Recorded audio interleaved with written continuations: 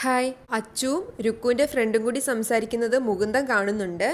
ആദ്യം അവളുടെ ഫ്രണ്ട് രുക്കുന്ന പേരൊക്കെ പറഞ്ഞാണ് അച്ഛനോട് സംസാരിക്കുന്നത്. ആ സമയം മുകുന്ദന് കേൾക്കുന്നില്ല ഇവരെന്താ സംസാരിക്കുന്നതെന്ന്. അവൻ കുറച്ചും കൂടി നീങ്ങി നിൽക്കും.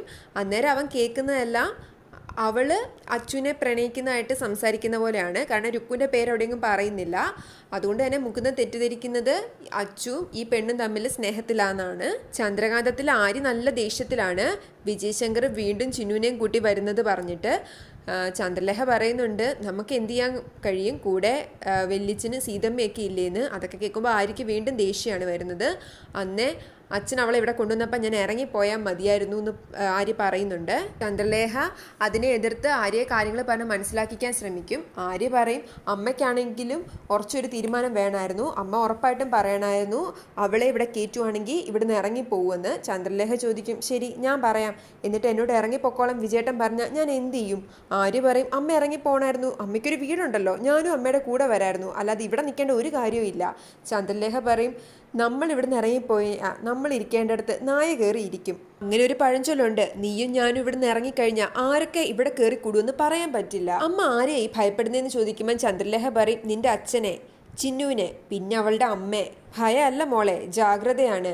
നിന്നോട് കൂടുതലായിട്ട് എനിക്കൊന്നും ഈ പ്രായത്തിൽ പറഞ്ഞു തരാൻ പറ്റില്ല. ആര്യ പറയും എന്നാൽ എനിക്കൊരു കാര്യം പറയാനുണ്ട്, ഞാനും അവളും ഈ വീട്ടിൽ ഒരുമിച്ച് പോവില്ല. ഇതുവരെ ഞാനായിരുന്നു ഈ വീട്ടിലെ മൂത്ത മകള്, ഇനി മുതൽ രണ്ടാമത്തെ മകളിലേക്ക് മാറാൻ എന്നെ കൊണ്ടാവില്ല. ചന്ദ്രലേഖ പറയും ഒഴിഞ്ഞു മാറി നിന്ന ഒന്നും സാധിക്കില്ല എന്ന് നീ ആദ്യം മനസ്സിലാക്ക്.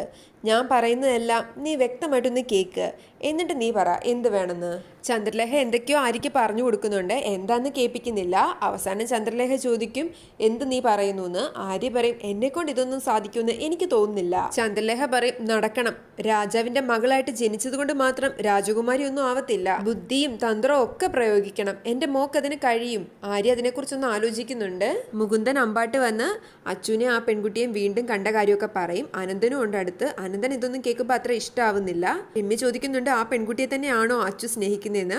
മുകുന്ദൻ പറയും അവരുടെ സംസാരം കേൾക്കുമ്പോൾ അങ്ങനെയാണ് തോന്നുന്നത്, എന്താ അവർ സംസാരിച്ചതെന്ന് ചോദിക്കുമ്പോൾ മുകുന്ദൻ പറയുന്നുണ്ട് സാധാരണ പ്രണയിക്കുന്നവർ സംസാരിക്കുന്ന പോലെയൊക്കെ, പക്ഷേ ഇത്തിരി ഗ്രേഡ് കൂടിയ സംസാരമാണ്.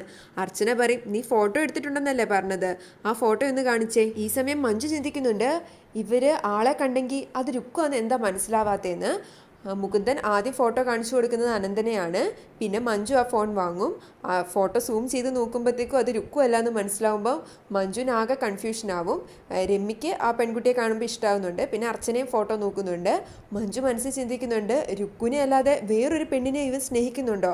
അമ്പടാ അവനാൾ കൊള്ളാലോ, അപ്പം എത്ര പെണ്ണുങ്ങളെയാ അവൻ ഒരേ സമയത്ത് സ്നേഹിക്കുന്നത്? ഇത് പ്രതീക്ഷിക്കാത്തൊരു ട്വിസ്റ്റ് ആണല്ലോ. അനന്തം പറയും അച്ചു ഇങ്ങോട്ട് വരട്ടെ, അവനോട് നല്ല ചോദിക്കാനുണ്ട്, നല്ല അടി കൊടുക്കണം അവന്, അവൻ ഒപ്പിച്ച് വെച്ചേക്കുന്ന പണി കൊള്ളാലോ. അർച്ചന പറയും വേണ്ട വേണ്ട, നിങ്ങൾ ആരും ഇടപെടാൻ വരണ്ട, അച്ചു ഇങ്ങോട്ട് വരട്ടെ, ഞാൻ തന്നെ ചോദിച്ചോളാം. അനന്തം പറയും ചോദിച്ചാൽ മാത്രം പോരാ, അവന് നല്ലത് കൊടുക്കുകയും വേണം. ഇനി അവൻ ആ പെണ്ണുമായിട്ട് യാതൊരു ബന്ധം ഉണ്ടാവാനും പാടില്ല. അർച്ചന പറയും ഞാൻ ചോദിക്കാൻ പോകുന്നത് അതൊന്നുമല്ല, ആ പെൺകുട്ടി ആരാണ്, വീട് എവിടെയാണ്, അങ്ങനെയുള്ള കാര്യങ്ങളാ. ചേച്ചി എന്താ ഇങ്ങനെ പറയുന്നത് അനന്തൻ ചോദിക്കുമ്പോൾ അർച്ചന പറയും എന്താണെങ്കിലും നമ്മൾ അവന് വേണ്ടി ഒരു പെൺകുട്ടിയെ കണ്ടുപിടിക്കും, അത് അവനും കൂടി ഇഷ്ടമുള്ളൊരു കുട്ടിയാകുമ്പം അതല്ലേ നല്ലത്. വീടും ചുറ്റുപാടും ഒക്കെ ഓക്കെ ആണെങ്കിൽ നമുക്ക് ഇതുമായിട്ട് മുന്നോട്ട് പോവാം. അതിനെ സപ്പോർട്ട് ചെയ്ത് തന്നെ രമ്യയും മുകുന്ദനും സംസാരിക്കും. എന്നാൽ അനന്തന് മാത്രം ദേഷ്യമാണ്. ചേച്ചി എന്താ അവൻ്റെ പ്രണയത്തിന് കൂട്ടു നിൽക്കുവാണെന്നൊക്കെ ചോദിച്ച് ഓരോന്ന് പറയുന്നുണ്ട്. മുകുന്ദൻ പറയും എന്താ അനന്തേട്ട ഇങ്ങനെ, അച്ചുവിന് ഇഷ്ടമുള്ള പെണ്ണ് ഏതാണോ ആ പെൺകുട്ടിയെ തന്നെ അവൻ വിവാഹം കഴിക്കട്ടെ, അവന് നല്ലൊരു ജീവിതം കിട്ടണം, അതല്ലേ നമുക്ക് വേണ്ടത്. മഞ്ജുവിൻ്റെ അഭിപ്രായം എന്താന്ന് അർച്ചന ചോദിക്കുമ്പോൾ മഞ്ജു ചോദിക്കും ഈ ഒരു പെണ്ണിൻ്റെ ഫോട്ടോ മാത്രമേ കിട്ടിയുള്ളൂ അനിയാന്ന്.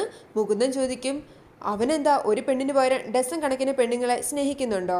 അർച്ചന പറയും ഈ കുട്ടിയുടെ ഈ ഒരു ഫോട്ടോ മാത്രമേ ഉള്ളൂന്നായിരിക്കും മഞ്ജു ഉദ്ദേശിച്ചല്ലേ. മഞ്ജു പറയും ആ അതെ അതെ. മഞ്ജുവിന് എന്നാലും നല്ല കൺഫ്യൂഷൻ തന്നെയാണ്, അവൾക്കൊന്നിനൊരു വ്യക്തത വരുന്നില്ല. അർച്ചന പറയുന്നുണ്ട് ഇപ്പം നമ്മൾ എന്താണേലും അവനോട് ഇത് അറിഞ്ഞായിട്ടൊന്നും ഭാവിക്കേണ്ട, ഞാൻ തന്നെ മയത്തിലെ കാര്യങ്ങളെല്ലാം ചോദിച്ചോളാന്ന്. മഞ്ജു മനസ്സിൽ ചിന്തിക്കുന്നുണ്ട് ഇതൊരു നടക്ക് പോവില്ല, രുക്കു എങ്ങനെ ഈ വിവരം അറിയണം, പിന്നെ ഇവിടെ എന്തൊക്കെ നടക്കുമെന്ന് പറയാൻ പറ്റില്ല.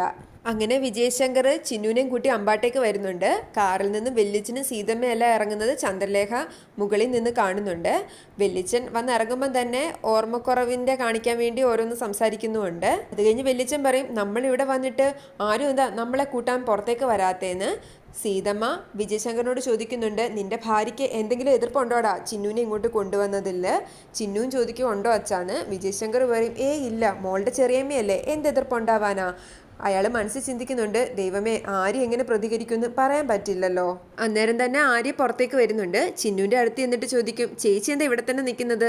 വാ അകത്തേക്ക് കയറാം. ചിന്നു ഒന്നും മനസ്സിലാവാതെയാണ് ആര്യയെ നോക്കുന്നത്. വിജയശങ്കറും അതുപോലെ തന്നെ. ആര്യ പറയും, ഞാൻ ഇത്രയും നേരം ചേച്ചിയെ വെയിറ്റ് ചെയ്ത് ഗേറ്റിൽ തന്നെ നിൽക്കുമായിരുന്നു, ചേച്ചി വരുമ്പോഴേ സ്വീകരിക്കാൻ വേണ്ടി. എന്നിട്ട് ചിന്നുവിനെ കെട്ടിപ്പിടിക്കും. അത് കാണുന്ന സീതമ്മയ്ക്കും വല്യച്ഛനും വലിയ സന്തോഷമാവും. ഈ സമയം തന്നെ ചന്ദ്രലേഖയും സിറ്റൗട്ടിലേക്ക് വരുന്നുണ്ട്.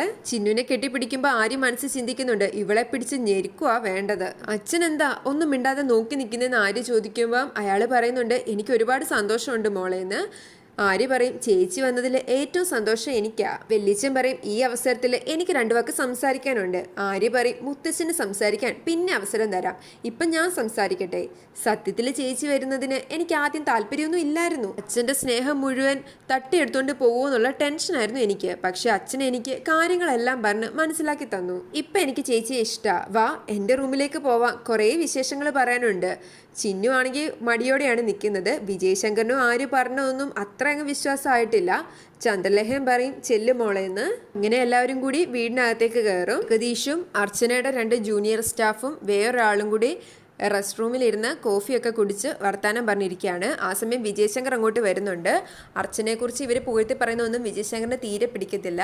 അതുകൊണ്ട് തന്നെ വിജയശങ്കർ അവരോട് ദേഷ്യപ്പെട്ടാണ് സംസാരിക്കുന്നത്. മാത്രമല്ല അർച്ചനയുടെ ഒരു ജൂനിയർ അഡ്വക്കേറ്റ് എഴുന്നേറ്റില്ല എന്നും പറഞ്ഞ് വിജയശങ്കർ അയാളുടെ നേരെ ഒച്ച വെക്കുന്നുണ്ട്. ഈ സമയം അർച്ചന വന്നിട്ട് പറയും, എഴുന്നേക്കേണ്ട ഒരു കാര്യവും ഇല്ലാന്ന്.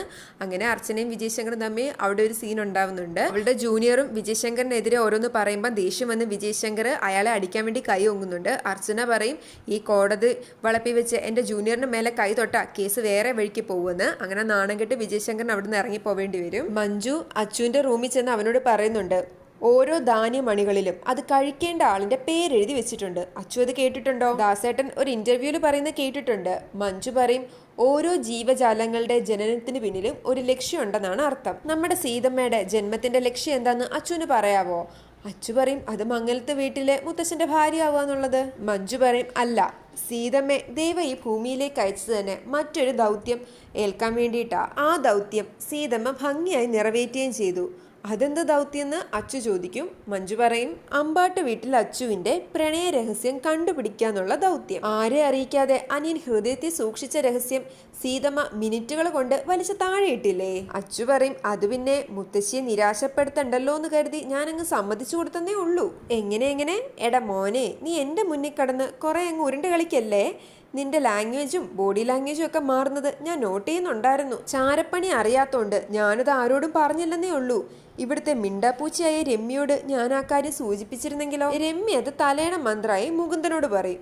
മുകുന്ദൻ അത് അനന്തേട്ടനോട് പറയും. അനന്തേട്ടൻ അന്നേരം തന്നെ അത് അർച്ചന ചേച്ചിയുടെ ചെവിയിൽ ഓതിക്കൊടുക്കും. പിന്നെ എന്നെ പ്രതിക്കൂട്ടി കയറ്റി നിർത്തി പഴി മുഴുവൻ എനിക്കാവും. ഇതിപ്പം സീതമ്മ കണ്ടുപിടിച്ചതുകൊണ്ട് ആർക്കും ഒരു പ്രശ്നവും ഇല്ല. അങ്ങനെ കാണിച്ചാണ് എപ്പിസോഡ് അവസാനിക്കുന്നത്.